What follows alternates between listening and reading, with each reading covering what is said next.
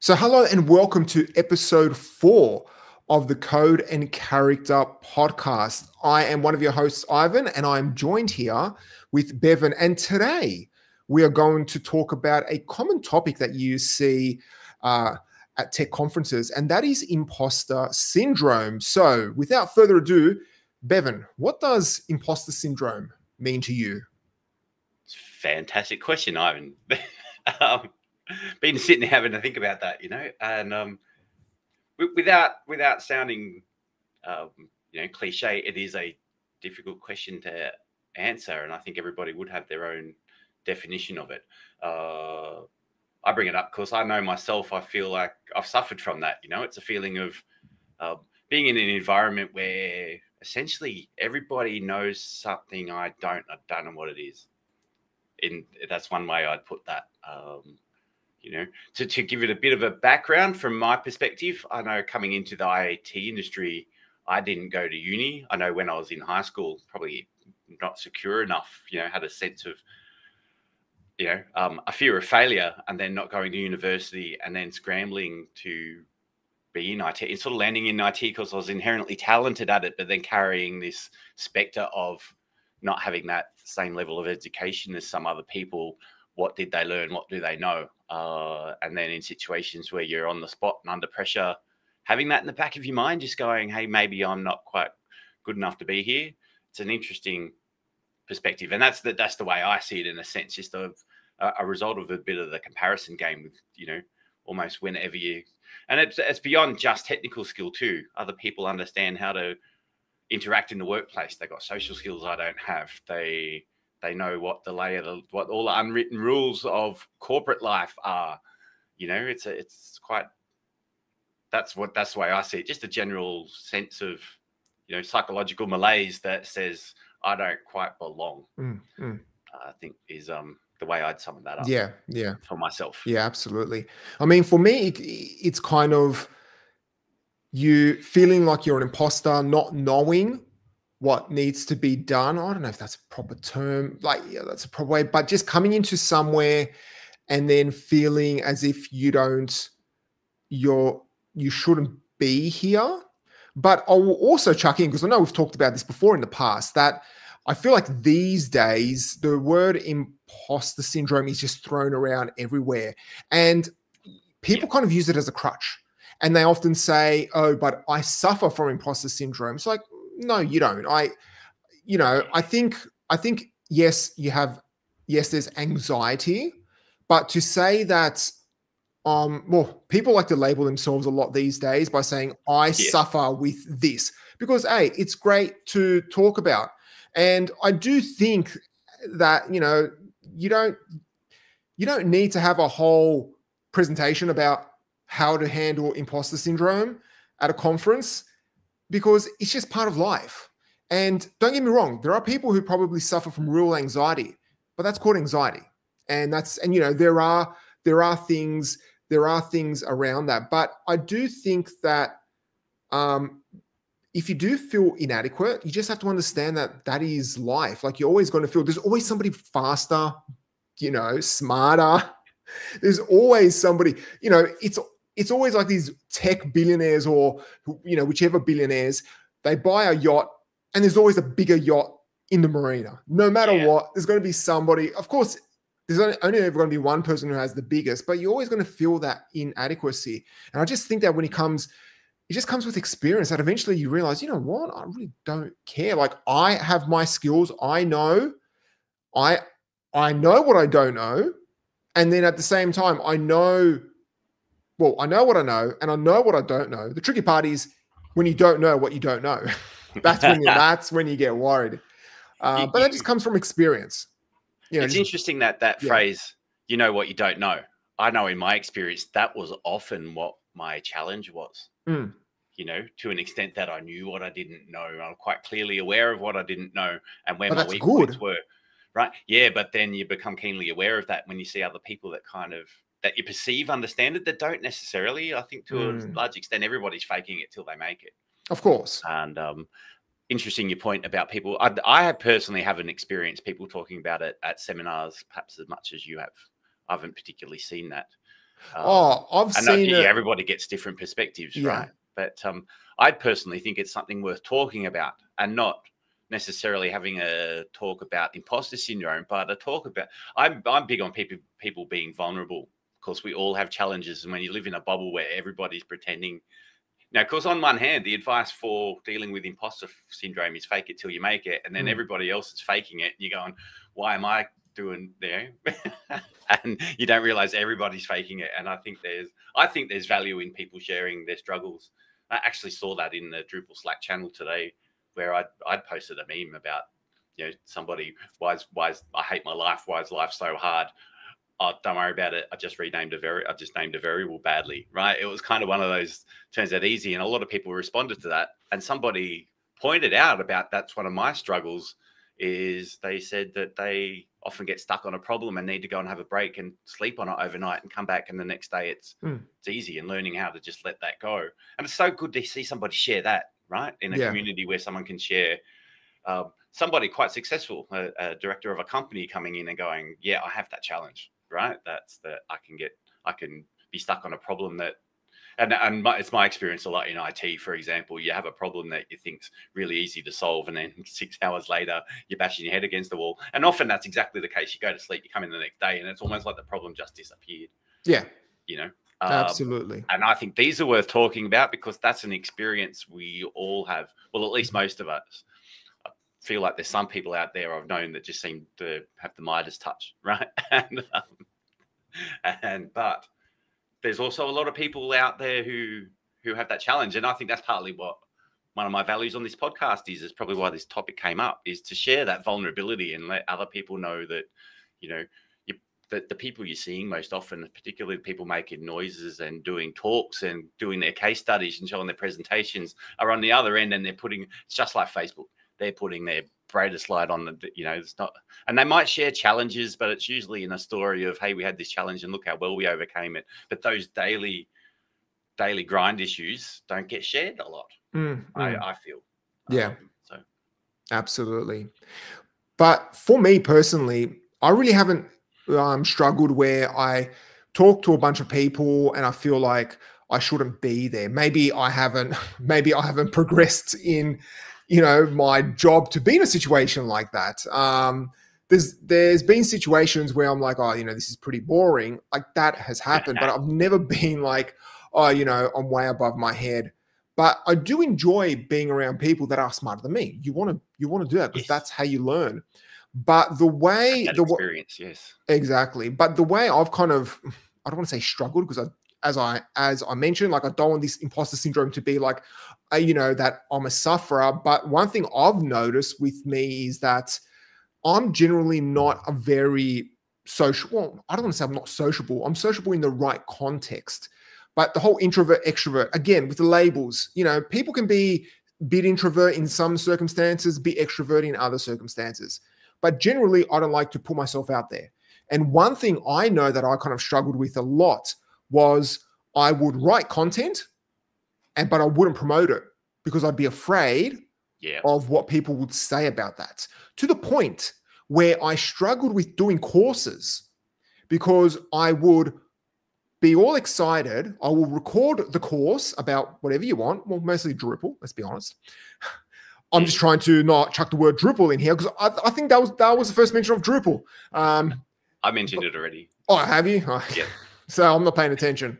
Anyway, but what I would do is I would do a course. I'd get all excited about it. Yep, I'm going to record it. I prepare it, record it, and then I deploy it. And just creating a course, not attending one. Creating one, publishing it, but then I don't promote it anywhere, because I think I don't want people to actually watch it, because if they come back and say that it's out of date because Drupal's possibly changed. And I noticed that I was doing that over and over and over again. And I have gone through stages as well where I would refuse, especially when my site was getting comments. Now people don't really comment on blog posts, but I would freak out every single time I would get a comment, because there's a good chance, there was a 50-50 chance somebody would be complaining about something about Drupal. And so that's where things kind of manifested with myself. But then I just realized you just have to do it. Like, that's the only way you're going to get over it. And lately, I've been pushing out a lot of short form content. And that's where I think where I work best, because by putting it out there, you are straight away putting it out there. There is no hiding behind it. And I was up to about a couple of months ago, I was always like, social media, it's a waste of time, blah, blah, blah. But I think now I've slightly changed where I use it as a tool. I still think we're going to look back on social media in general and realize, yeah, it wasn't the best for humanity. But again, as a tool, it depends how you use it.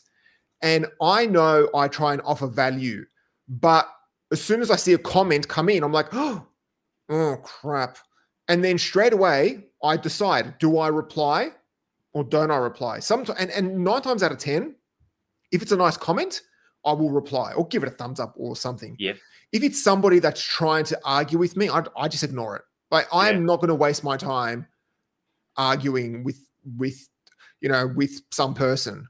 But that's the thing that kind of annoyed me with my mindset, where I enjoyed the goal. As soon as I published something, then I wouldn't promote it, which is terrible for somebody that wants to try and monetize and create content. Welcome to the human condition, I think.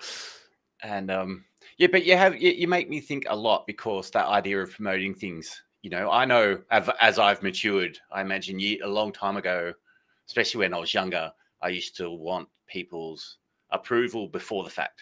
Yeah.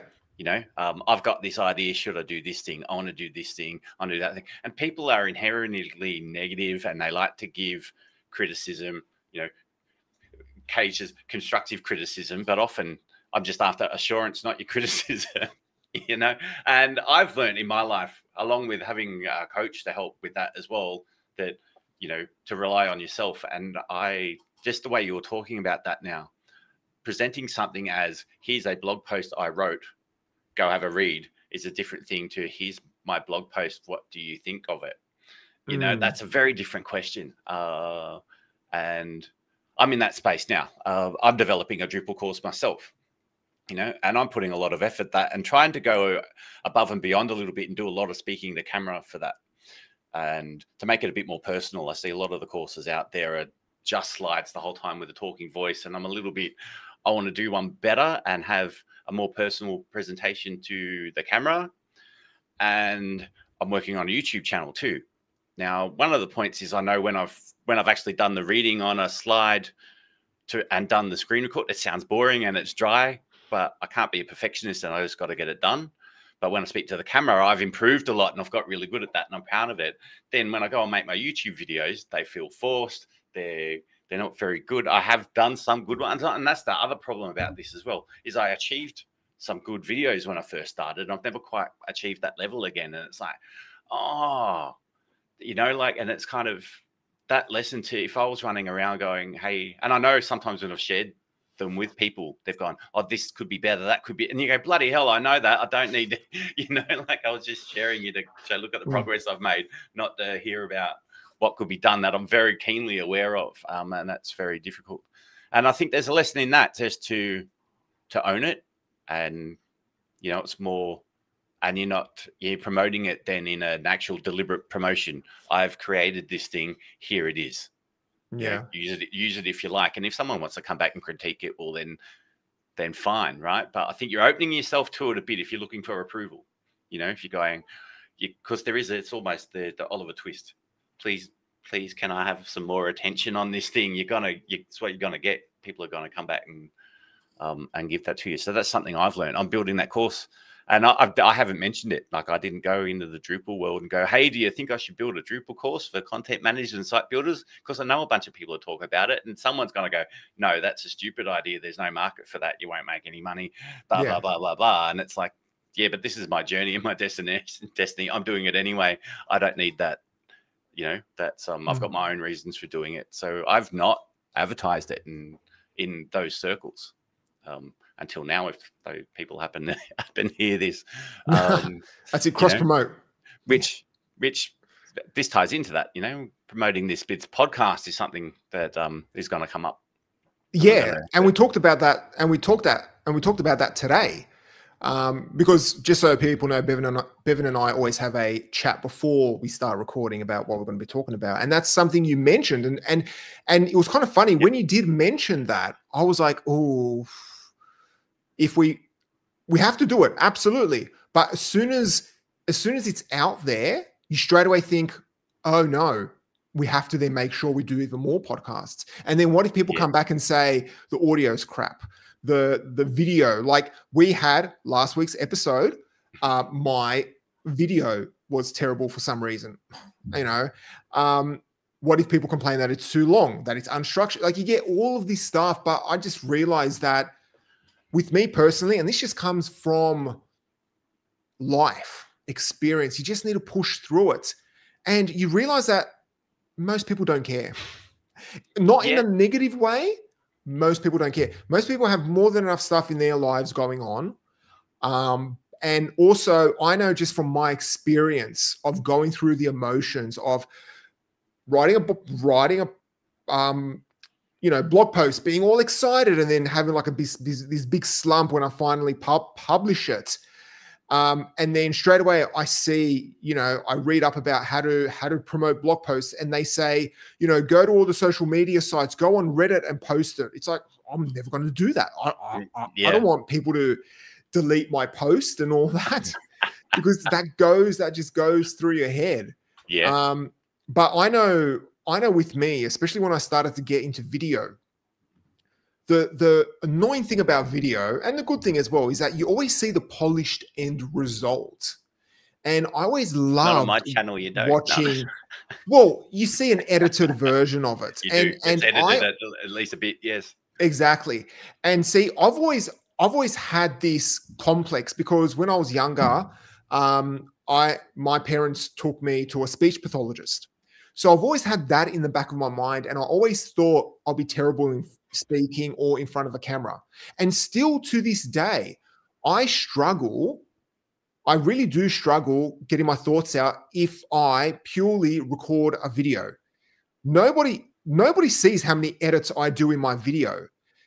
For me, emotionally, and also like the effort involved is like totally exhausts me whenever I have to record a video. So I could put the camera on. Let's say I'm doing a video about something, okay? I could record for an hour and I'll probably get 20, 25 minutes.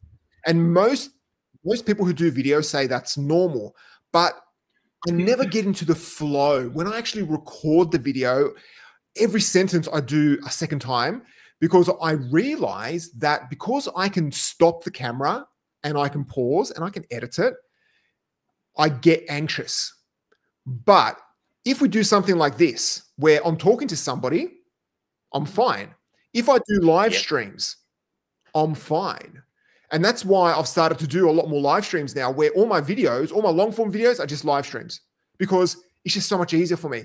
Emotionally, it's not draining where I'm thinking of every sentence, or I would say a sentence and I'll accidentally say, two content type instead of content types. And I'll be like, oh, I have to do it again. Oh crap. Okay. Start again. I relate to that too. And then you spend 5 hours editing it and you watch it, and it's funny. During the editing process, I'm thinking to myself, first of all, I don't like editing. And then it's like, this video is crap. This video is crap. This video is crap. I stuffed it up. It's all like jittery and all that type of stuff. Then you come the next day and watch it again, and it's like, oh, it's actually good. Okay. But it's only you can have the opposite experience too. Like, you just don't know what's going on. I've had the opposite experience where I've created things that I thought were great and come back later and they go, oh no, it's terrible. And other things that I thought were terrible, and you come back later and you go, actually, that's way better than I thought it was.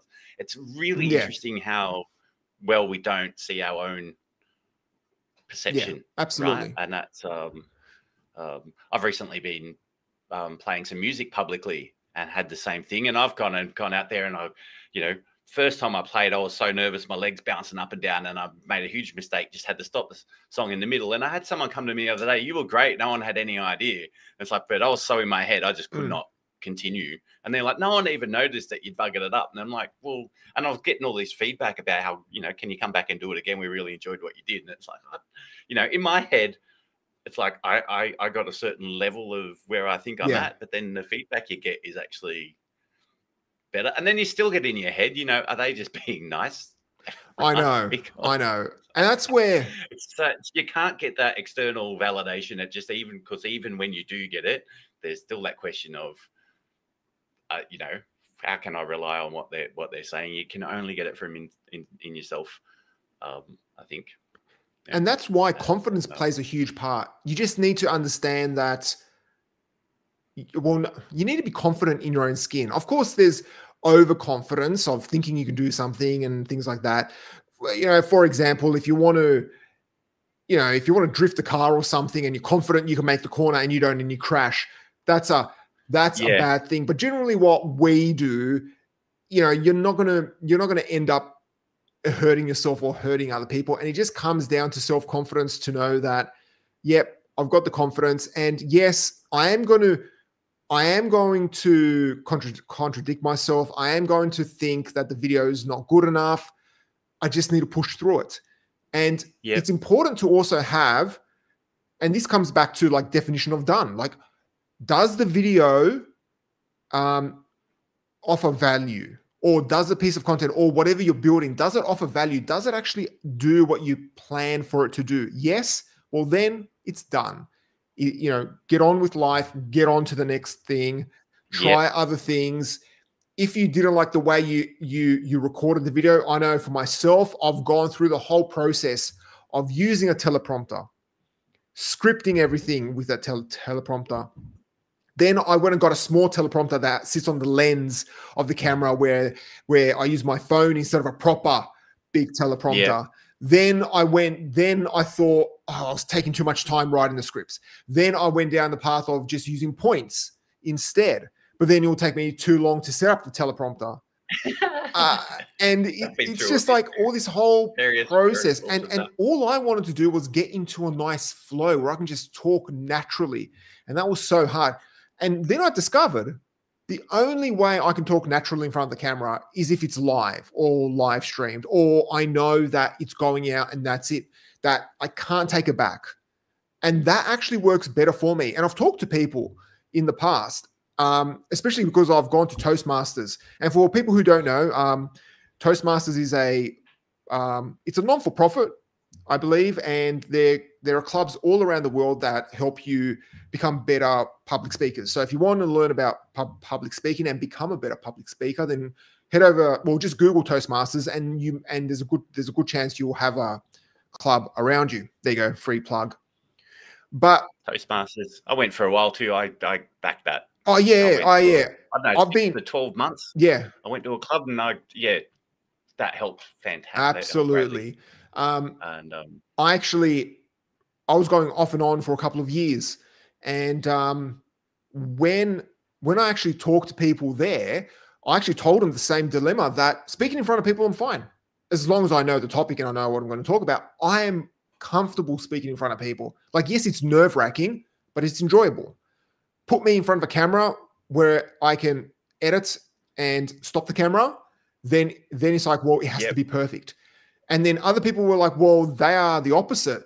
They would freak out if it's live. But with me, it's kind of like, no, it's awesome. It's going out. It's done. It's said. It's gone into the ether. There you go. It's gone out to the universe. I've had a similar experience because I've spoken at Drupal South a couple of times.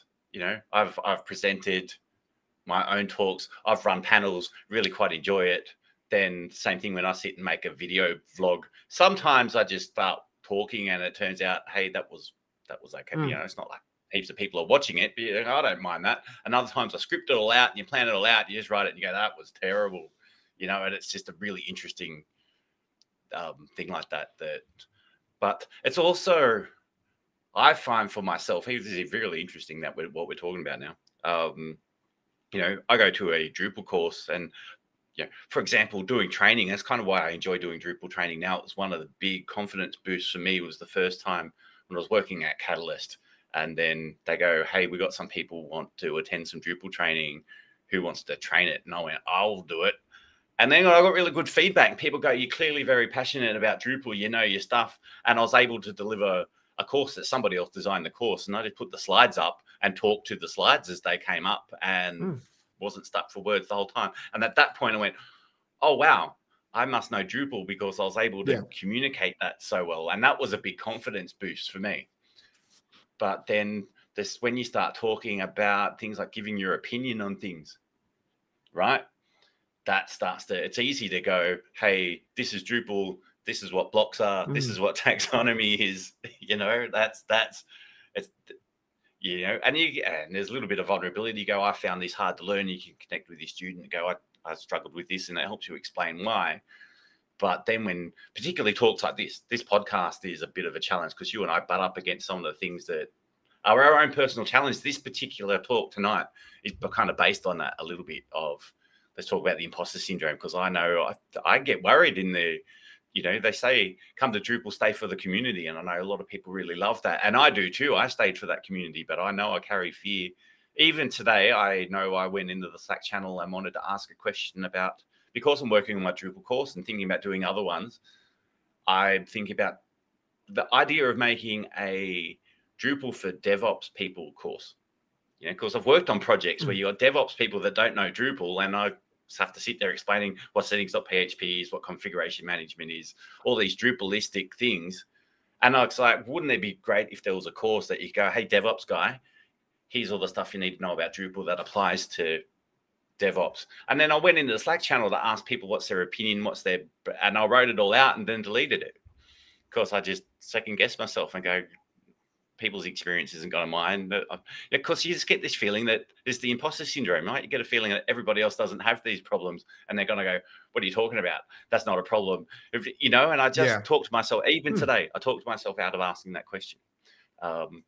So while I'm here talking about it, if anybody's watching this and they want to give their feedback on what it's been like working on a team where the DevOps people don't know Drupal, and what sort of, because that's kind of what I want to know on that is, what sort of things do you think they should know? I mean, those obvious ones like settings.php, but what specifically about the settings.php? You know, there's things like the trusted host settings and stuff like that, right? But that's a really good example of, I know in myself, I didn't follow through. I didn't finish asking that question, and it was probably of value, right? And you could argue that I've let everybody down by not asking that question, because it could have benefited everybody. And the worst that happens is someone tells me what the, pardon the, you know, I want to swear, but someone goes, W2EF are you talking about, Bevan, right?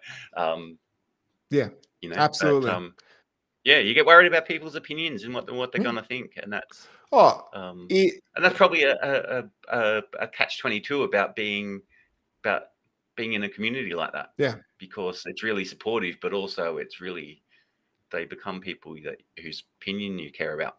Yes. And that's happened to me as well. I have written stuff in that Slack channel that I've deleted, where I'm like, you know what? Yeah. I can figure it out on my own. It's like, I don't want to. And sometimes it's like, well, am I explaining it correctly? Am I not explaining it correctly? And that's the thing where, again, when it comes to like writing, I'm fine doing steps. As soon as I need to kind of finesse things, that's where I struggle. And that's why I use ChatGPT sometimes. Yeah, I do. Oh, that's one of the things I've said about ChatGPT myself. It's infinitely patient. I can ask it the stupidest questions over and over and over again, right? And not get accused of being pedantic or a troublemaker. I'm just, I don't understand, or looking stupid. You don't have to worry. I don't care if ChatGPT thinks I'm stupid. Yeah. It doesn't. Yeah, absolutely. But it's something. But one thing coming back to like even well, what you were talking about, the community. I know that with myself, whenever I go to the conferences as well, there's always, for me, and I don't know if it happens to you, or maybe it's just me because I'm like an anxious person. But well, I wouldn't say I'm anxious, but I don't generally, when it comes to networking stuff, like networking events, you know, you need to put on a bit of a, you know, I don't know how to explain it, but you know, you need to just go in there and it's going to be uncomfortable. Okay. Just going up to people. And one thing I've noticed, and this isn't anything against Drupal South, but when people go to these conferences, they often go with work friends and they all congregate together. Yeah. Yeah, They all naturally. Yes. congregate together. And I always go by myself. I think I've only ever had one company pay probably once or twice for me to go. So, so what happens when you've ran out of conversation? You just go with your group of people who you work with. Whereas I've never Yeah, you had get that that. at general social gatherings at parties too. It's the Yeah, same it's the thing. same. It's the same Sure, everyone thing. can relate to that. And so Yeah. I often struggled where it's like, I know I've known these people for 15 years, but I'm still in the corner sometimes, just sipping my coffee because I've had all the conversations and should I be, networking, going out for dinners with them all. And then sometimes it's like, if often what might happen is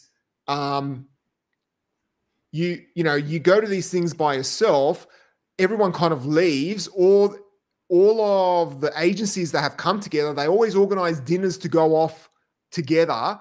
And then you're like, well, I'm having dinner by myself. It's like, is Oh this? wow, I've got to give. I see. I've found at Drupal South in particular, people can be that does happen. I've seen that Yeah. happen, but I've also seen people put shout outs, hey everybody, especially with things like Twitter and the Slack Yeah, channel. yeah, yeah. That Hey, we're does meeting happen. there. Who wants to Absolutely. come along? That's and Absolutely.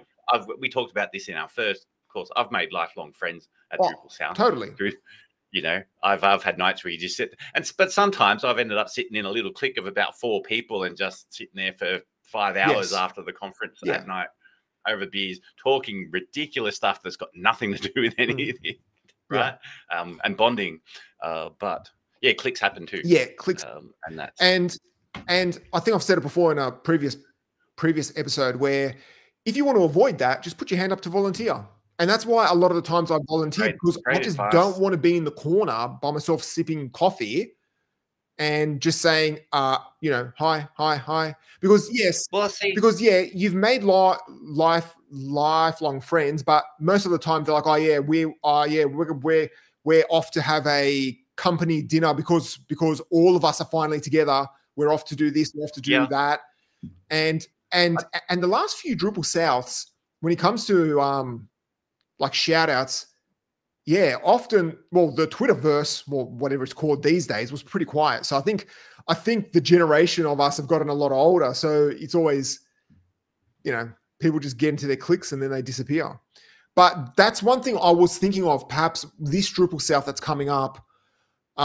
If I do end up going, which I am planning to, perhaps just putting a thing out there to say, if you're here by yourself, come over, great idea. You can actually chat to me anytime. Like, just come and chat if you just want to chat, and then just have somebody make an effort. And I do remember DrupalCon Dublin had something like that. Maybe other DrupalCons had it, but I just wasn't at them.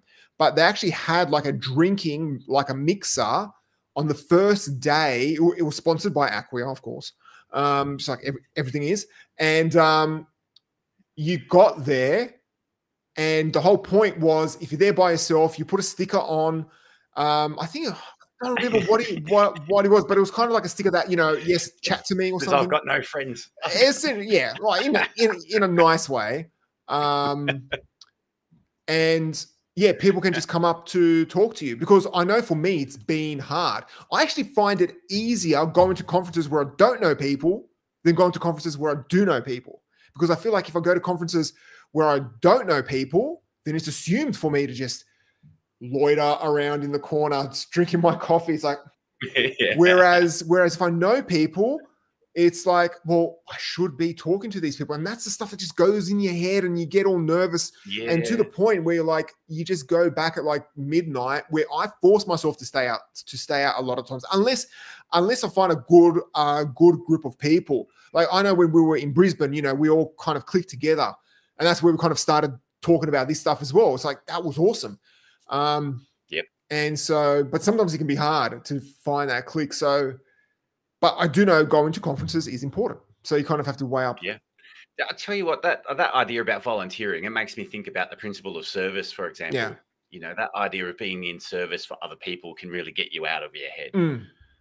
Absolutely. And that's what volunteering does automatically. And I think there's something to be said about that. It helps with this podcast too. I mean, that's something that even I've experienced already doing this and even if I do it right now, if you remember that we're here to serve the audience, it helps you get your thoughts in order. Even it's you know, and it's an interesting concept to be there for somebody else. And if you go to the conferences, go there and serve. And if you volunteer at local meetups or get involved in the community and be there, hang out in the chat to help, right? But see, there's and then you get in your head because it's all the challenges. You're at work. How much time can I spend in there? Because we've even mentioned that some of the people that put so much time, and I think they're supported by their organization to an extent, that get into these Slack channels. Where I've been at organizations where I've asked questions in that Slack channel and being called, hey, no, don't ask that question, ask it in our one. I'm like, but what? But one, I'm going to get better help in the external one. Two, it shares the community. Three, it's good PR. Four, it's like, why are you keeping it to yourself? There's something about sharing it and serving other people. And I'll tell you, I know we don't want to talk about Drupal too much, but that's one thing I've been amazed in Drupal, that so many organizations will come together at something like Drupal South and get on the Slack channel and share information. They're competitors. Yeah.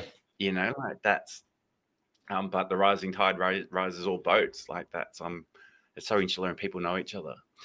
And so absolutely. Some good stories. There's I wanted to allude, talking of that service, joined a few Drupal groups on Facebook, bringing up Drupal again. And I saw a moment today where I'm going to talk about Drupal for a second, but somebody's posted a photo of their laptop with that, your website encountered an unexpected error. And they go, what do I do? Right. And if you're a Drupal person, you know that that's an error you get all the time. You got to go look at your error logs, find out what the error is. But I don't want to name and shame anybody, but somebody gave the comment and they were a bit helpful. They explained, hey, you got to look at your logs and stuff. But they've also gone, did you Google it? That's such a common thing. Did you even go and look at it?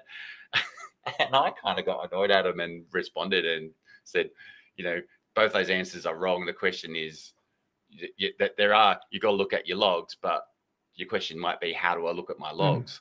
And if you don't know that, come and ask and I'll answer that. It's better than the asshole question, the person being a jerk. And that person apologized. They went, sorry, I'm having a bad day. I shouldn't have said like that. No, I was like really surprised. They apologized. Yeah. Right? But that sort of vulnerability, that sort of thing, to someone come in and go, hey, do I fix that? And that's what I really want to encourage, particularly.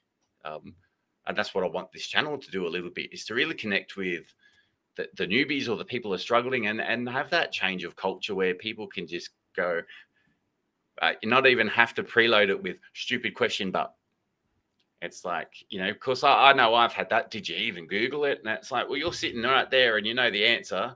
And they don't know. Yeah, I did Google it and I read it and I don't understand. And then they go, here, let me Google it for you. And they send you a page. You go, I've been Googling for half an hour and I didn't find that page. Yeah. And, I've asked people, what'd you Google? And they just Google, I had to Google these keywords. How'd you know to Google that? I wouldn't have, that's not what I Googled, right? It's kind of, and I do think there's a discouragement a little bit comes from that. There is a fear of someone's going to reprimand you for not, and I know I overcompensate, right? I will do my absolute, by the time I come in and I ask a technical question, I've spent a lot of time doing the research. And, it's really horrible when someone goes, did you do this? And you're like, yeah, I've been at this for 2 days. Yes, I've done the basics multiple times, and often you have missed something that you've been missing, but that's, I really got a passion to connect with that level of, I remember when I used to train in judo, there was a sign on the wall that said, it's better to ask a stupid question and appear a fool for a minute than not ask a question and remain a fool forever. And I take that on board, and I do find personally it's hard to come up again because some people are having a bad day. Right. Yeah. And you ask a question and they're busy and they don't have time. And they're like, did you even look at it? But I know in my experience, I've tended to overcompensate and probably leave it way too long to ask the question, and I've had that. So I'm like, isn't the point of our job to get the thing done, not to make everybody be great at their own, like that's, I'm a big believer in teamwork. We're in a team, right? Yes. So like if I'm struggling and I don't know the answer, do you know the answer? Yeah, you do. Great. No, you don't.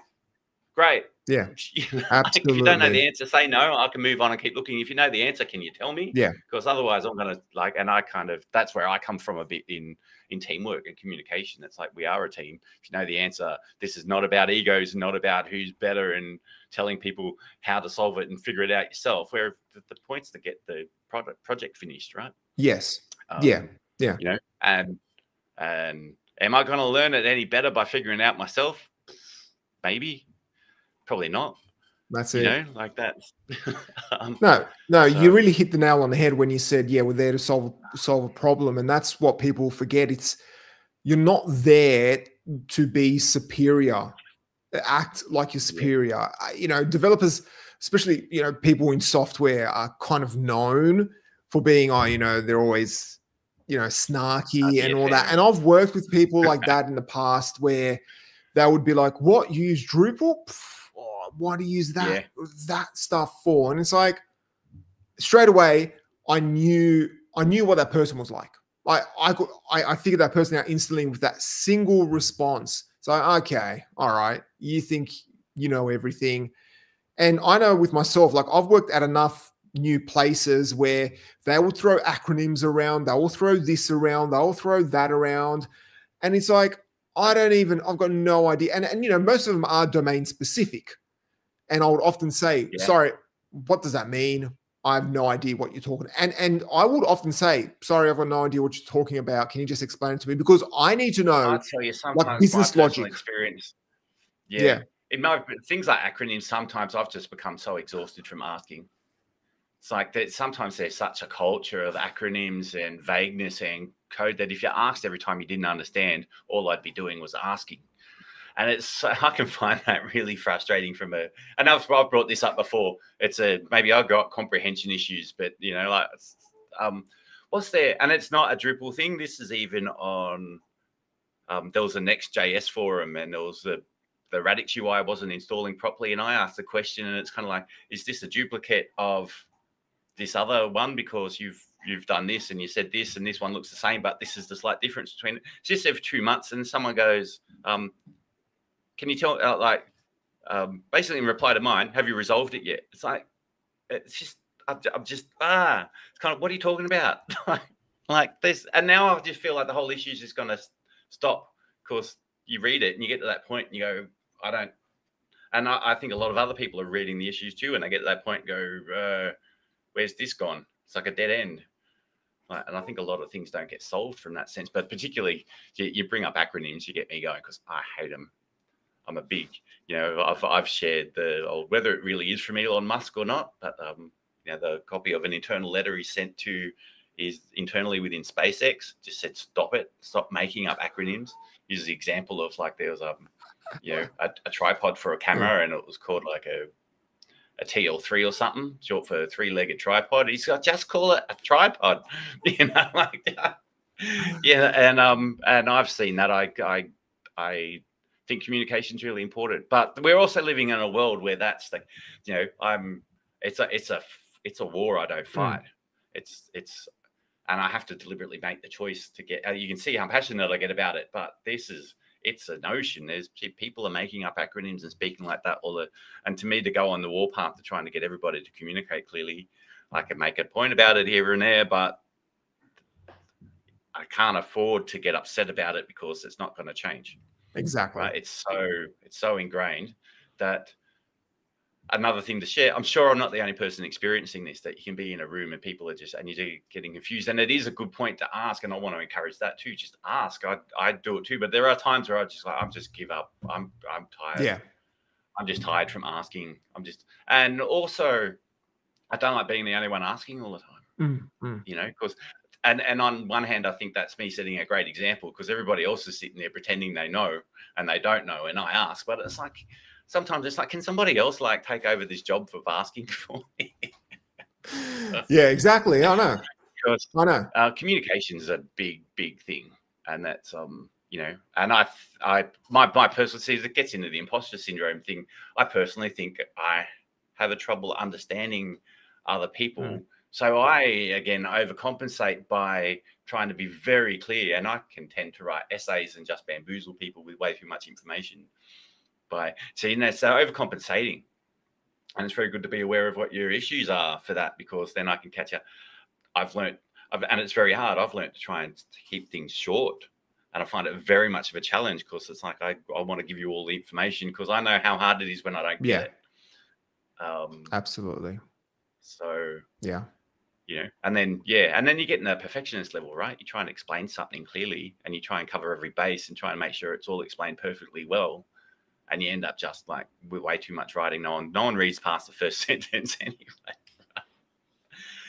Mind you, I say this and then it's counter, because when I'm building this Drupal course I'm working on, I'm finding that really valuable. And mind you, I have made the choice to cut stuff out, especially in the editing process. We spoke about that a few times. I've refined the script for days, then go and record it, put it in the editing, and chop out 30 seconds. Yeah. And go on.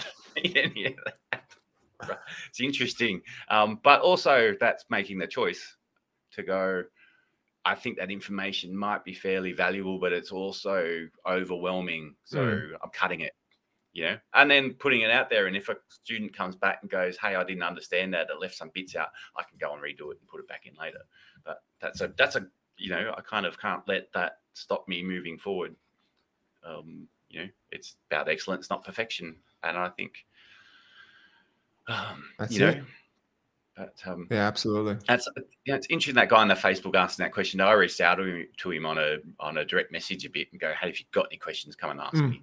Because I'm sort of setting myself up in this position now where I'm like, I want to, these newbies who are having challenge, and I'll almost make a culture for it. I started in my head going, what if we had a weekly seminar where it's just come in and we'll spend an hour and will we just be on a live, and you can, if you get stuck, it's random, because I know we have meetups and stuff, but I know when I was younger working in this, even, it was fantastic to go, especially when I worked at Catalyst, to meet some people that I just straight away went, these guys are like so far above me in what they know. And then didn't take long before I caught up. Yeah, absolutely. Because you mentioned it before, you knew what you do. You don't know what you don't know. I remember starting there, I'd been doing IT for years, and then, always hitting up in Unix, and then someone I was working with just goes, why don't you just do Control R and you can search through your history? And it's like, changed my life, right? It's kind of, it's one of those key moments where such an easy thing, which now it's just so basic and so many people know it, you wouldn't think to ask, are things that you're just gonna pick up. And that's why it's, if you've got it, if you struggle, that's why I think it's good to share those daily challenges a bit, because particularly in our environment, you see it, it's so easy to forget that you didn't know once upon a time, and so easy to be put down on people that don't know. It's almost what I see. It's almost like if you're absolutely completely brand new, people go out of their way to help you, but if you know a little bit, then you're expected to know it all. Yeah, there's that middle ground and that's where it comes back to the imposter syndrome. Once you get to a certain level, you're expected to be competent, and you go, at what point am I competent? Exactly. And that's the thing. And that's the thing I struggle with when it comes to like Docker stuff. I know so many places I've worked at, they're like, oh yeah, we want to set up and use Solar. All right, cool. Can you just create Docker images for Solar? It's like, yeah, okay. Yeah. Oh yeah, just create the Docker Compose file and push it up into this repo. And it's like, Docker? It's a container. Yeah. It's like thanks. I've been using Docker and all that stuff for local development for apps for years, but I've never had the opportunity to kind of learn that properly. And that's where with me, so I'm still like, I'm not 100% sure exactly where to go. And like that stuff, that comes down to, what you don't know. But I know that when I want to learn new technology, I like to just watch videos or read up about how other people use it. So I would generally avoid the standard documentation because the way I discover things, because then I don't know what I don't know. Yep. For me to understand that and to figure out things that I don't know, then I need to watch other videos or something. And then you see, it's like, I didn't know you could actually do that. That's pretty awesome. Yeah. And that comes down to any type of like even note taking tools. I go through so many different note taking tools, and I always like to discover new ones. And it's always you watch something, it's like, oh, I didn't even know that was possible. And Well, it's that's just one of that you process. touch on one of my challenges is keeping up with new tools. I alluded to it when we talked last week that the fundamentals don't change, right? Yeah. Control structures are control structures, loops are loops. I've repeated that in a conversation since last week because it stuck in my head a little bit, and it's true.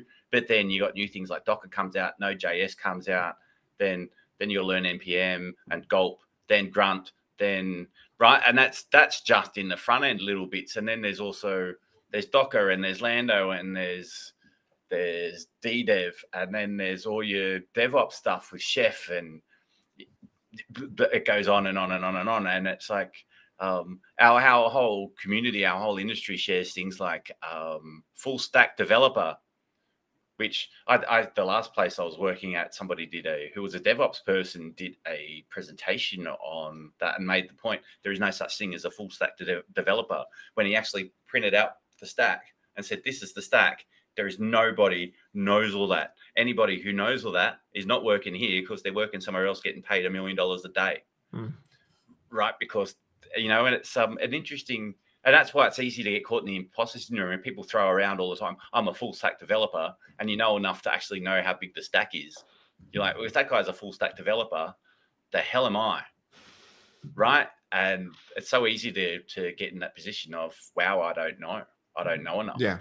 Right. And that person, and that's, I don't like lip service a bit. And then, but you can't go, that is the phrase we use now. It's kind of the corporate marketing speak gets in it. It's not just ego, right? Yeah. Because HR's going, we want a full stack developer, but who really knows Chef and Ansible and GitHub Actions and Drupal? And because I was talking about before with that course, I want to build a little course for Drupal for DevOps people, because you get a full stack developer, you throw them in there, and then they go, okay, now hook Drupal up to this thing. Like, I don't know what Drupal is.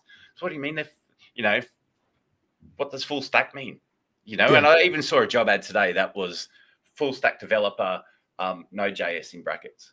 And you're like, well, then it's Node.js. So, so what, and I'll put it as a comment on it because it was a Facebook job ad. I'll put it as a comment. Okay. So what do you want? A full stack developer or a Node.js person? Which one? Yeah, right. Exactly.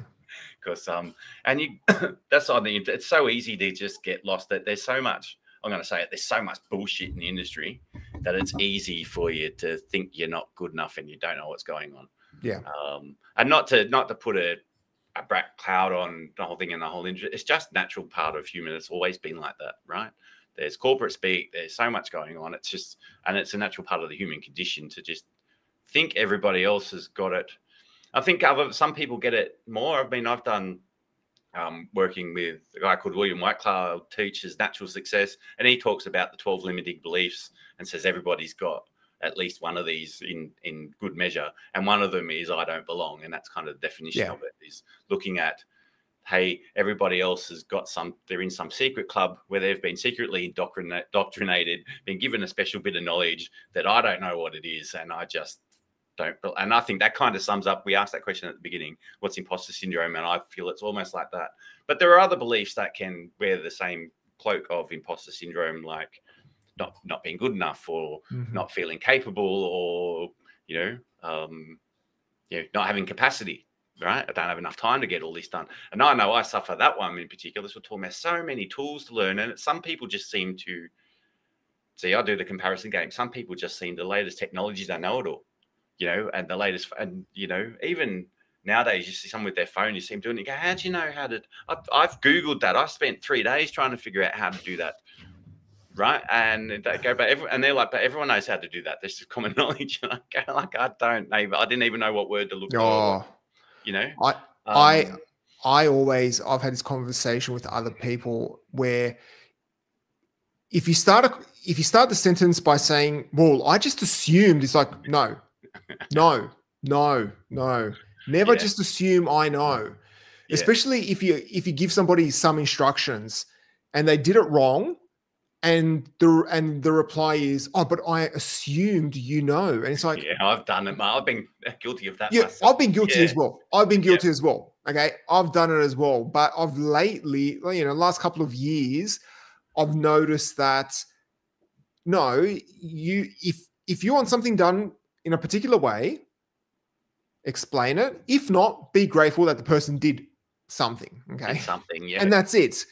And unless it was explained properly, and I would often say it straight away. I'll say, sorry, I didn't explain it. It was my fault. I didn't write it down properly. But what I meant was, and then this, and then I'll go off and explain. Yeah. But yeah, you just can't assume people know what's in your head. No, And and there's definitely a case I've experienced learning certain things that I've made I was a long time ago. I remember somebody somewhere told me that thing, but you forgot what it was like to not know that. yeah, And I don't think it was even in IT. I might have been doing sales or something, it's like kind of, but I've always known how to do this. And they're like, no, you didn't. Right. There was a time when you didn't know that. Yeah. And it's easy to forget. And that's an interesting thing. But there was a conversation in the Slack channel about testing the other day, which touches on this a bit. And it was really good. I really appreciated a lot of people come in being a bit honest about and asking questions about testing, but one of those things, because somebody was talking about Drupal testing traits. Why don't you just use these Drupal testing traits? It works. And I was there for a while going, okay, fair enough. I don't, and being admitted to myself, sometimes I've not used that. And then at one point I was going, hang on, but that's a particular use case when you're working on a project and you've got a live site you're testing. But if you're building a contrib module, it doesn't apply. And I had to, well, I didn't have to, but I chose to go into that site and go, just to get my head straight in this situation, that doesn't. Funny enough, the person who brought it up just happened to answer that question while I was typing it out too. But I want to encourage people to do that. Like that. If you're sitting there and you're not sure, don't just, same thing. Don't just assume. Go in and ask the stupid question. Ask the dumb question. Partly, I'm going to say, partly because I don't want to be the one doing it all the damn time. Yeah. And even I don't. Like that's the same. Like I'm guilty of all over the joint. I'm guilty of being judgmental of people when they don't do what I want them to. I'm guilty of getting cranky when people expect me to know without explaining it to me properly. Yeah. I'm guilty of not asking the stupid question when I should have, and just going along pretending and doing my best without actually clarifying, or because that can be scary. Like, this is a natural lesson for everybody. It's the same in relationships. Ask, communicate, because it's vulnerable. Like, and you might not get the answer you want, right? Exactly. You might get told, no, don't do it that way, right? Which but what's that old Chinese proverb I've heard before is never tell someone they can't do something when they're in the middle of doing it. Well, that's pretty good. I like that. Yeah. That is, well, do we have anything more to add? I don't know. Yeah. No, I haven't got anything more. I think that's a good. All right. We've filled that up. Had a good point to stop this episode. Yeah. No, this was good. And if anyone's listening, I hope they are. Please add a comment below this video, or come and listen. If you hear me, come and listen. Yeah. Or wherever we post this. No, we do need to get these episodes onto the podcasting platforms. A point of vulnerability. I'm going to bring it up while we're still recording. Market the podcast. We opened with that. We have to. That, absolutely. Right. So we put our money where our mouth is. We spoke about this at length at the beginning. So exactly. Absolutely. Market ourselves and get this out, because particularly this one, now I'm really interested. I hope this reaches people in similar boats with all sorts of different opinions. I hope it reaches new people suffering, as you don't like, but experiencing the challenge of maybe not fitting in and maybe not, still struggling to find their feet, or people who are on the other boat who are, who have been successful and made it through, or have not experienced this. And because that'd be great to hear from too. What advice have you got? How do you see the world? Because everybody sees things with their own perspectives. So this particular episode we've had today, I would love to see lots of feedback on this. That'd be that'd be fantastic to get Absolutely. that out and share. So, all right. Well, I guess that is all from us. Again, if you have any comments, please chuck them in. Don't forget to subscribe wherever you see this podcast or video, and also give it a ratings. Yeah, give it a rating as well. It's going to be on all the platforms very soon. Give it a good rating and just chuck in a comment and mention if there's any other topics you want covered, especially similar topics. We're always on the lookout for ideas. So ask this question: what's your favorite bit? Yeah. What do you? So then we can make a short from it, because it's annoying to create the shorts ourselves. I know there's AI tools that can do it for us, but don't want to spend the money at this point. Do it on the cheap. Yep. Hey, we're cheap. We're cheap. Rename our podcast. Code and cheap. Exactly. Shouldn't be code and character. Should be code and cheap. Code on a shoestring. Anyway, we got to wrap this up. All right, cool. All right. Thanks for joining us. See you all next time. Bye.